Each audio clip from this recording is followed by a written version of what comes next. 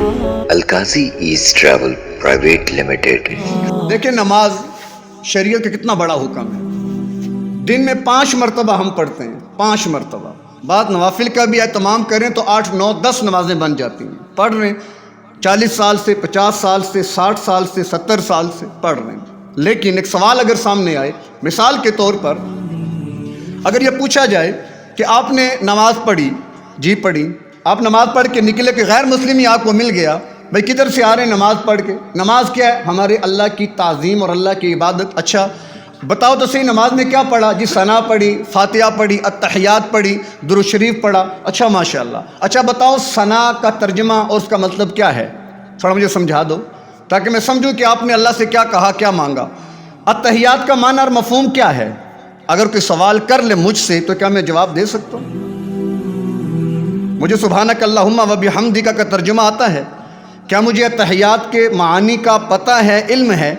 اگر تو ہے تو الحمدللہ، اگر نہیں ہے تو سوچیں دین کا وہ مسئلہ کہ جو روزانہ 5 مرتبہ ہم انجام دے رہے ہیں، بار بار انجام دے رہے ہیں، اس میں ہماری لا علمی کا یہ حال ہے تو عمرہ تو شاید کسی کو زندگی میں پہلی بار میسر آ رہا ہوگا، تو سوچیں اس کا علم اس کے بارے میں پھر کیا ہوگا؟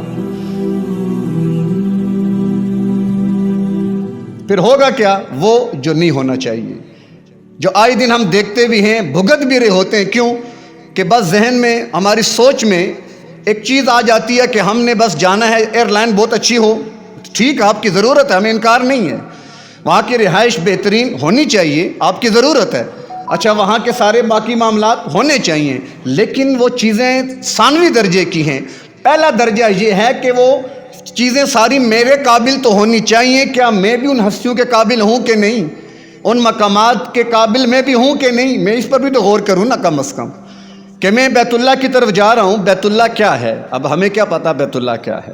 اللہ کے نبی علیہ الصلوۃ والسلام جب ہجرت فرما رہے تھے تو جب کنارے پر پہنچے کہ جہاں سے بیت اللہ نے اوجل ہو جانا تھا، تو آپ وہاں پر کھڑے ہو کر آپ کی آنکھ میں آنسو بھر آئے اور آپ نے رونا شروع کر دیا اس کعبے کی محبت کی وجہ سے کہ میں رہنا چاہتا ہوں لیکن تیرے پڑوسی مجھے رہنے نہیں دیتے، اور بیت آنسوؤں کے ساتھ اللہ کے نبی وہاں سے رخصت ہوئے۔ یہ محبت کا عالم ہے۔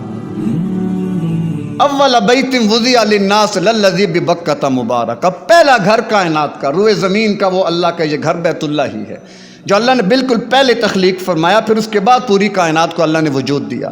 تو سوچیں کتنی عظمت کا مقام ہے وہ، اب وہ کتنی عظمت ہے کہ یہ تو بیت اللہ ہے، اسی کے بالکل اوپر اگر آسمانوں پہ چلے جائیں تو وہاں پر بیت المعمور فرشتوں کا قبلہ ہے، فرشتوں کا، اور فرشتے کتنی تعداد میں، یعنی وہ پیدا کیا انسان کو درد دل کے واسطے، ورنہ طاعت کے لیے کچھ کم نہ تھی کروبیاں، یعنی فرشتے اتنے زیادہ ہیں اللہ کی عبادت کرنے والے کہ انسانوں کو اللہ نہ بھی پیدا فرماتا، ویسے بھی ہماری عبادت سے کون سا اللہ کی عظمت بڑھ رہی ہے، یا ہمارے گناہوں سے اس کی شان کم ہو رہی ہے؟ نہیں، لیکن فرشتے کتنے ہیں کہ اس بیت المعمور میں جو ایک دفعہ طواف کرتا ہے زندگی پوری اس کی باری نہیں آتی، پھر اتنے فرشتے وہاں پر، اور اسی کے بالکل محاذات میں نیچے بیت اللہ ہے، ہمارا قبلہ، آپ کا قبلہ، اور وہاں سے 120 رحمتیں مسلسل اترتی ہیں، مسلسل 60 رحمتیں طواف والوں کو ملتی ہیں، 40 رحمتیں نمازیوں کو ملتی ہیں، 20 رحمتیں صرف ان کو جو بیٹھ کر صرف بیت اللہ کا دیدار کرتے ہیں۔ تو اب یہ کتنی اللہ سے ڈائریکٹ ایک تعلق، لیکن ہوتا کیا ہے، چونکہ تیاری نہیں ہے، پلاننگ نہیں ہے ہماری، جس کی وجہ سے وہ ساری برکات سے ہم محروم رہ جاتے ہیں۔ اس کے لیے ہم نے مائنڈ سیٹ نہیں کیا اپنا کہ میں نے بیت اللہ میں جانا کیسے ہے، رہنا کیسے ہے، عبادت کیسے، کیونکہ ہمارے اندر تو آداب بھی تو نہیں ہے نا، ہمیں عشق اور محبت کے آداب بھی نہیں معلوم، لا علمی حد تک بڑھ چکی ہے۔ صرف اس لیے اہتمام ہوتا ہے ان نشستوں کا، ظاہر ہے چند منٹوں میں ہم پوری طریقے سے آپ کے سامنے بات نہیں واضح کر سکتے، نہ یہاں پر بیٹھ کر ہم اتنا آپ کو تیار کر سکتے ہیں، لیکن کم از کم مقصد کیا ہوتا ہے؟ فکر دینی مقصد ہے۔ فکر اگر اللہ نے عطا کر دی تو وجود خود بخود اس کو مل جائے گا۔ ہمارا ایک المیہ بڑا یہ بھی ہوتا ہے نا کہ ہمیں چیزوں کا احساس اور فکر نہیں ہوتا، جب احساس بھی نہیں، فکر بھی نہیں، تو پھر عملی میدان میں کیسے اتریں گے ہم وہ کام کس بنیاد پہ کریں گے؟ تو کوئی بھی کام ہے اس سے پہلے اس کی فکر ہوتی ہے، اس کا ایک نظم بنتا ہے، ایک نظام الاوقات ہوتا ہے، پھر اس کے بعد اس عبادت کی اہمیت کو سمجھا جاتا ہے، اس مقام کی عظمت کو سمجھا جاتا ہے، پھر اس کے بعد، کیونکہ اللہ کے نبی صلی اللہ علیہ وسلم کا در وہاں پہ حاضری، لوگ تو بھاگ کر جاتے ہیں، بھاگ کر کس بنیاد پہ؟ ٹھیک ہے، اچھی بات ہے، عشق اور محبت کے تقاضے یہی ہیں، لیکن یہ وہ مقام ہے جہاں پر فرشتے بھی اجازت لے کر آتے ہیں، ان کو بھی آنے کی اجازت نہیں ہے۔ تو ہم پھر کس مقام پہ ہیں؟ ہماری حیثیت، ہماری زندگی، ہمارے معاملات، ہمارے عبادات، ہماری نیکیاں، ہمارا طرز زندگی، نظریہ حیات، طرز حیات تو کس نیچ پہ چل رہا سب کو پتہ ہے۔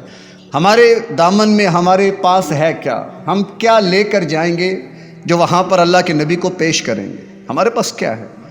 اللہ کے در پہ حاضری، بیت اللہ کا دیدار، وہاں پہ پہنچنا، وہاں کے اثرات ثمرات، یہ ہم کیا لے کر جائیں گے اور کیسے ہوگا؟ یہ باتیں ناقابل بیان ہوتی ہیں، کیونکہ ان کا تعلق میں نے کہا نا روحانیت سے ہے۔ اور روحانیت کی کیفیت ہماری کیا ہے؟